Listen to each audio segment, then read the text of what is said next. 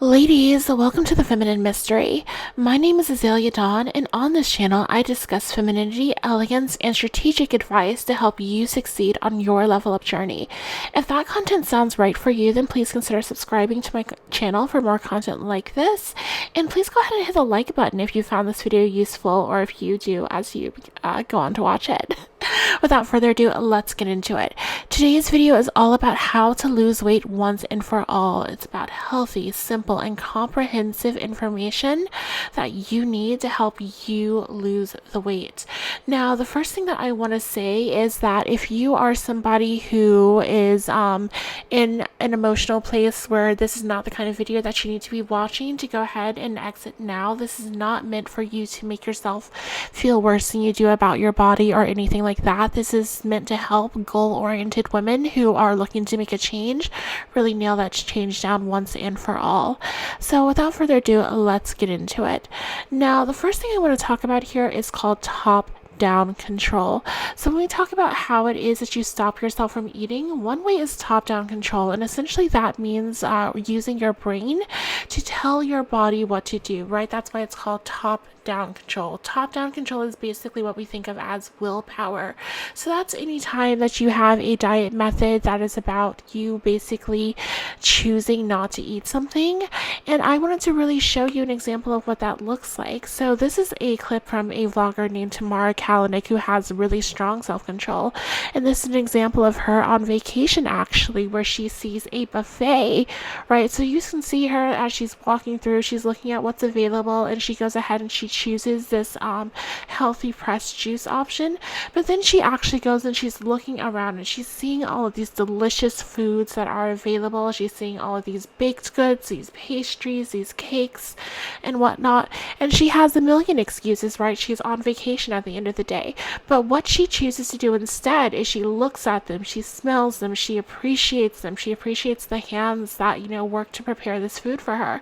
And then you see her literally leave. She doesn't pick anything up. She doesn't eat anything there. She doesn't negotiate with herself about eating it. She literally just decides that this is not the food that she is going to eat, and she just walks away. So that is an example of what top-down control looks like. That's what we associate when we think about willpower. And Tamara Kalanick is somebody who has exceptional amounts of that. Not everybody does. Another example of top-down control that I wanted to talk about is the infamous HRH collection. Now, HRH is somebody who is known for her offensive rants on YouTube and her just, over-the-top everything. She is just very, very extra. But she is also a great example of somebody who also practices top-down control. Now, her method that she uses to do this is calorie counting, but it's the same thing. It's using your brain to tell your body that you are not going to have any more food. And that is a lot of something that people can disagree with. People can feel like that's something that will give you disordered eating habits or something that reminds people of disordered eating habits. But if you're somebody who no matter what you eat, you never feel full, no matter what you do, you're just, not a you can always eat, top down control is what you wind up having to rely on.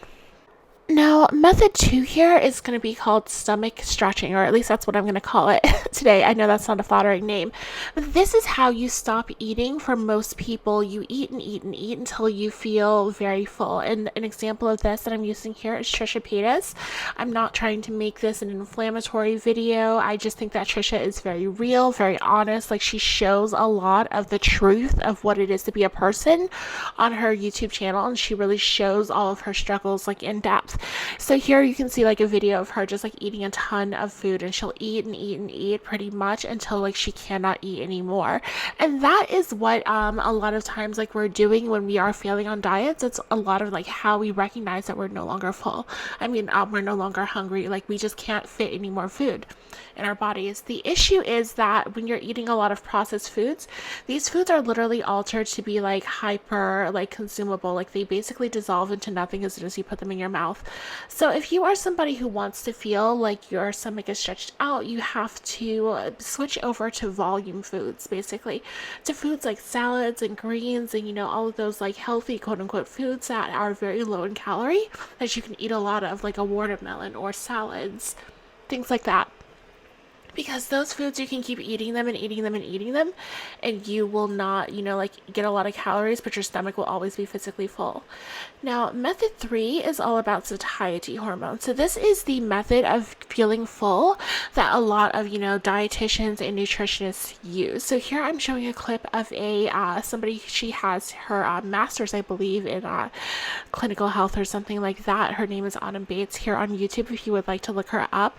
But this is a good example of somebody who has a lot of knowledge, using that knowledge to kind of like engineer or like hack their bodies into feeling very full, very satiated without eating a lot of food.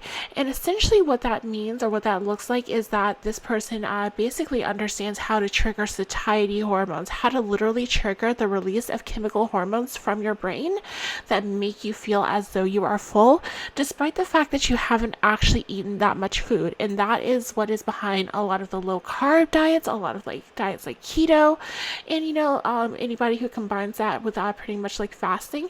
Basically, the way that they do this is that they literally make foods, right? They make combinations of foods that have the right amounts of fat and protein to keep them satisfied for a very long time. They literally trigger the release of satiety hormones in the body that make them feel full. So that is what is going on here. And if you would like to try that, that is also a very easy method to keep yourself full while not actually eating very many calories, right? It might look like, like things like butter and, like fats, like olive oil, they just have like so many calories, but when you're not eating a lot of it because like you have already felt full, you don't need to eat anymore, that does help curb your appetite. All right, now that we've talked about everything that you can do as far as like your diet to help you not feel hungry anymore, what else can you do to help curb your appetite? Well, one thing that's really important is good oral hygiene, right? Making a practice of good oral hygiene, because believe it or not, that really does like have a lot to do. Like there's a gut-brain connection that has a lot going on there. So let me get into that a little bit further.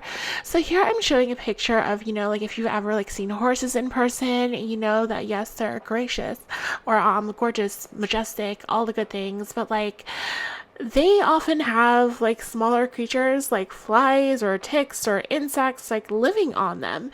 And humans, like, we are very much the same in that regard. However, the organisms that live on us are microscopic, right? They're bacteria. We have them all over our body. That's called our microbiome, right? Not only do we have, bacteria that live on us, right? They have a symbiotic relationship. They're living on us, but they're also living inside of us, right? And our gut microbiome is particularly important in our diets because there's literally a connection, right? Your tongue, your trachea, your throat, your esophagus, all the way down to your stomach. There is literally a connection there. So those bacteria can literally make you feel as though you are hungry if you are not, practicing good oral hygiene by using an antiseptic mouthwash. So that is one thing that's really important for you to do. Another thing that you can do to help tackle your hunger is to take in regular amounts of caffeine throughout the day. So if you see like a lot of these influencers who are, like very like skinny legends, a lot of them, like they drink a lot of coffee. And that is because, coffee literally helps curb your appetite. Coffee helps suppress your appetite, like in a sense. And you can get that either through the effects of coffee, or you can also, take in tea, like green tea, caffeinated teas, but just regular amounts of caffeine throughout the day, especially if you get drinks, like if you're going to go to like Starbucks or something like that, if you get like lower calorie Starbucks drinks instead of, like these high calorie sugar bombs, those can also really help you curb your appetite. Now, should you exercise or not, right? That is a big question, of course. In my humble opinion, again, I am not a doctor. I am certainly not your doctor, right? I'm not a medical anything. This is just, all information coming from me that is, take it if it serves you. But in my humble opinion, I think that as far as like what's helped me and what I see like work for other people, you really want to get into more of those low impact, low sort of, like low and slow exercises. exercises like walking on a regular basis, or maybe like riding a bicycle or something like that.